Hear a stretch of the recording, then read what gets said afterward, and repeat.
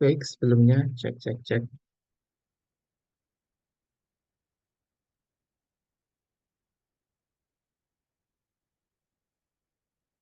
Baik, sebelumnya Assalamualaikum warahmatullahi wabarakatuh. Perkenalkan, di sini saya Dimas Tegar Prasetya akan menyampaikan sebuah presentasi dari matkul ISBI Information System and Business Intelligence dari kelas MJ 5B dengan dosen pengampu Bapak Bejo Santoso.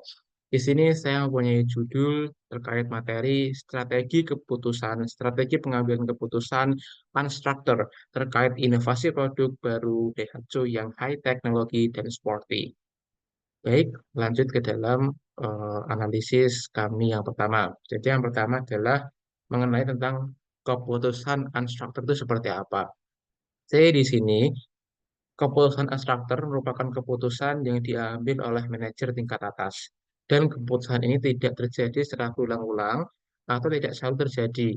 Artinya dalam hal ini, kemampuan dalam menentukan keputusan instruktur itu sangat ditentukan dari keahlian seorang manajer.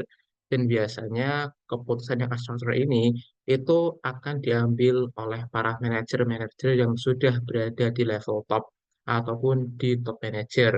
Karena keputusan ini memiliki banyak dampak yang itu bisa berpengaruh terhadap perusahaan dan skalanya itu bisa berlangsung secara skala besar. Maka dari itu diperlukan kemampuan yang khusus dalam menentukan keputusan instruktur ini pada akhirnya. Lalu yang kedua, di sini saya akan menjelaskan mengenai latar belakang. Latar belakang. Ya, jadi di sini saya memiliki latar belakang kenapa kita perlu untuk membuat suatu inovasi produk dari Daihatsu ini pada akhirnya. Yang pertama adalah tentang semakin tingginya minat konsumen terhadap produk yang kekinian. Sehingga ketika konsumen itu sudah memiliki minat yang tinggi terhadap produk yang kekinian, maka kita juga harus merecycle produk kita supaya tetap menjadi idaman dari para konsumen sehingga pada akhirnya kita tidak bisa atau tidak akan kehilangan customer base kita pada akhirnya. Lalu yang kedua adalah mengenai maraknya penggunaan kecerdasan buatan yang banyak menarik perhatian. Kita melihatlah di abad 21 ini semakin banyak penggunaan AI dan lain sebagainya, kecerdasan buatan, IoT dan sebagainya. Nah, sehingga kami rasa dengan pengaplikasian atau pengintegrasian sistem kecerdasan buatan ini ke dalam mobil Daihatsu ini, tentu ini akan membuat produk kita akan semakin digemari oleh para konsumen-konsumen yang ada. Tentu ini juga akan meningkatkan value dari produk yang akan kita sampaikan kepada konsumen. Lalu yang ketiga adalah mengenai adanya potensi dalam mengembangkan pangsa pasar yang lebih luas. Dalam mengembangkan pangsa pasar, artinya kita juga memerlukan adanya customer base yang tinggi juga. Nah, sebelum kita mengembangkan pangsa pasar, maka kita juga harus memastikan bahwa akan ada orang-orang yang membeli produk kita. Nah, maka dari itu, dengan adanya inovasi ini tentu akan menjadi potensi bagi kita sebagai perusahaan Daihatsu untuk bisa mengembangkan pangsa pasar yang lebih luas pada akhirnya. Lalu yang kedua adalah alasan mengapa inovasi produk Daihatsu menjadi keputusan yang unstructured. Ada tiga alasan di sini. Yang pertama adalah karena memerlukan analisis terkait tingkat persaingan kondisi perkembangan ekonomi. Jadi sebelum kita membuat inovasi, kita juga perlu menganalisis bagaimana tingkat perkembangan ekonomi dalam suatu negara tertentu. Ataupun yang kedua, perlu adanya kerjasama dengan pemerintahan selaku pemegang kebijakan regulasi dalam bidang ekonomi. Dan kita sebagai Daihatsu, sebagai perusahaan, maka kita juga perlu bekerja sama dengan pemerintahan.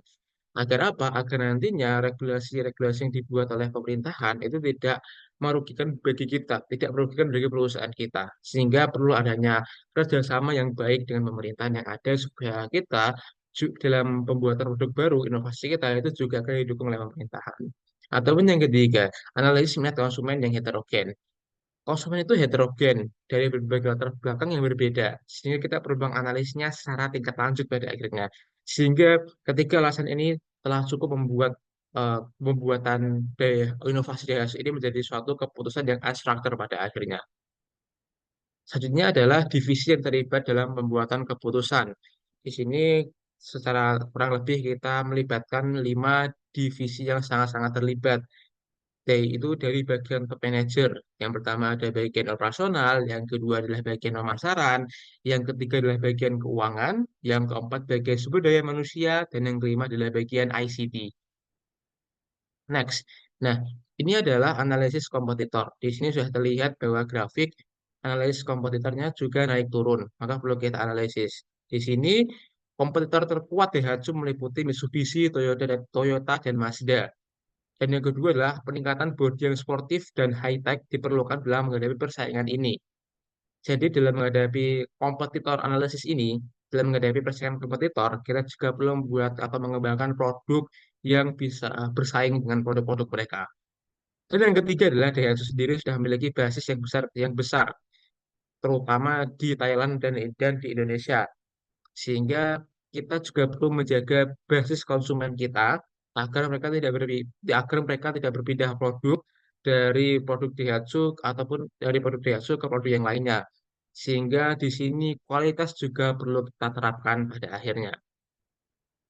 Lalu yang selanjutnya adalah kerjasama dengan pihak pemerintah. Kenapa ini penting? Karena beberapa alasan. Satu, hal ini dilaksanakan dengan berbagai mekanisme di antaranya adalah satu, memprioritaskan tenaga kerja asli suatu daerah dalam mencari tenaga kerja. Hal ini dilakukan agar Daihatsu ini bisa mendapatkan dukungan dari stakeholders, terutama dari masyarakat-masyarakat sekitar pabrik. Karena kita memperkerjakan tenaga kerja asli, dan tentu kebijakan ini juga akan dan tentu juga kebijakan ini akan didukung oleh pemerintahan terkait satu negara tertentu tentunya. Ataupun yang kedua adalah memberikan program CSR kepada masyarakat luas. CSR dalam hal ini mungkin bisa berupa bantuan, beasiswa, dan lain sebagainya. Sehingga ini akan menimbulkan atau meningkatkan brand image Daihatsu yang lebih baik di kalangan mata masyarakat dan juga konsumen kita. Yang ketiga adalah mendukung kampanye sosial pemerintah seperti Go Green and Save Planet. Di sini kita bisa mengembangkan suatu produk high teknologi dan eksporti yang tanpa membuat suatu polusi asap yang berlebihan. Dan ini tentu juga akan mendukung bagaimana pemerintahan juga ingin mengurangi atau mereduksi masalah-masalah lingkungan atau perkotaan terkait polusi asap. Sehingga dengan produk kita tentu kami mengharapkan adanya dukungan dari para pemerintahan ataupun masyarakat luas. Dan yang terakhir adalah melakukan pembayaran pajak dengan tepat waktu. Ketika pajak dibayar dengan tepat waktu, maka ini akan membuat pemerintahan semakin percaya akan kredibilitas kita dan ini akan membawa brand image yang lebih baik lagi di mata pemerintahan atau di mata masyarakat. Selanjutnya adalah mengenai kerjasama. Ya. Kerjasama dengan pemerintahan negara setempat, bila kita berbicara sebagai perusahaan yang multinasional atau perusahaan yang memiliki cabang di berbagai negara, itu akan memberikan dampak berupa kemudahan izin usaha dan segala hal terkait operasional dan dan bahkan marketing bisa terbantu dengan adanya bentuk kerjasama ini. Ketika pemerintahan sudah percaya dengan produk kita, maka masyarakat pun juga akan percaya dengan produk kita. Karena apa? Karena masyarakat akan mengira bahwa produk kita itu adalah produk yang kredibel atau yang eligible karena sudah dipercaya oleh pemerintahan. Sehingga ini juga akan meningkatkan trust atau kepercayaan konsumen kita. Selanjutnya adalah mengenai analisis minat konsumen yang heterogen. Di sini ada 5 alasan untuk kita bisa menganalisis penyebab minat konsumen menjadi heterogen. Yang satu, pertama adalah perbedaan karakteristik wilayah. Tentu wilayah antara negara Asia ataupun negara Eropa berbeda, seperti iklim dan sebagainya, sehingga memerlukan produk yang berbeda pula. Ataupun yang kedua, munculnya tren yang berkembang dengan pesat, sehingga kita perlu untuk bisa sejalan ataupun selaras dengan tren yang ada supaya tidak terbilang ketinggalan zaman dan lain sebagainya. Ataupun yang ketiga, jumlah pendapatan pokok masyarakat. Kita perlu memperhatikan antara harga produk kita dengan kemampuan beli dari konsumen suatu negara. Sehingga itu akan menjadi analisis ketika kita mengeluarkan produk, apakah produk itu sudah di harga yang pas atau terlalu kemahalan ataupun terlalu kemurahan. Itu bisa kita analisis. Ataupun yang keempat, tingkat infrastruktur yang tersedia. Sehingga ini akan memudahkan kita untuk melakukan jual beli, repair kit, dan lain sebagainya. Ataupun yang kelima, perbedaan selera yang dipengaruhi oleh umur, pendidikan, dan gender. Dan yang selanjutnya adalah, dan itu adalah analisis mengapa minat konsumen itu bisa heterogen. Selanjutnya saya akan menjelaskan tentang strategi Daihatsu dalam mengatasi heterogenitas konsumen. Yang pertama adalah melakukan analisis tentang segmentasi pasar di setiap daerah. Kita akan menganalisis segmentasi pasar kita di setiap daerah, apa yang konsumen itu inginkan dan apa yang mereka inginkan, sehingga kita bisa menyiapkan produk sesuai yang mereka inginkan, sesuai dengan ekspektasi konsumen pada akhirnya. Ataupun yang kedua, melakukan pengenalan produk tidak hanya secara metode luring, melainkan juga dengan media sosial dan media online lainnya. Di sini kita bisa menggunakan TikTok, Reels, IG, YouTube, dan lain sebagainya. Tentu ini akan menambah advertising atau perhatian dari konsumen itu sendiri. Atau yang ketiga adalah menciptakan suatu tren di masyarakat dengan inovasi fitur mobil yang dikonfigurasi. Jadi ketika kita bisa menciptakan suatu tren dengan mobil yang high tech dan sporty, mobil yang bisa dikonfigurasi, maka hal itu tentu akan menarik lebih banyak perhatian dari konsumen. Ataupun yang keempat, menyesuaikan fitur yang diberikan dengan kualitas harga yang bersaing. Artinya kita memberikan fitur yang sesuai dengan harga yang kita berikan. Sehingga di sisi kali ini konsumen akan merasa puas dan dengan segala fitur yang kami berikan di produk mobil Daihatsu baru kami. Kesimpulan, selanjutnya adalah kesimpulan ya. Diperlukan adanya analisis yang kuat untuk bisa mencapai suatu decision making yang tepat pada akhirnya, terutama untuk masalah-masalah infrastruktur yang notabene memiliki pengaruh tinggi terhadap sustainability suatu perusahaan.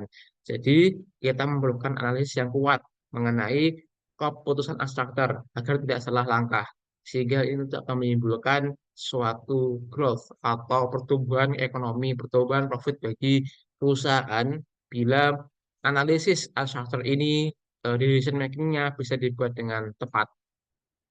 Baik, demikian presentasi yang bisa saya sampaikan. Terima kasih atas perhatiannya. Bila ada yang ditanyakan, bisa menghubungi saya melalui Instagram saya. Demikian akhir presentasi saya. Bila ada salah kata, saya mohon maaf. Wabillahi taufiq wal hidayah. Wassalamualaikum warahmatullahi wabarakatuh.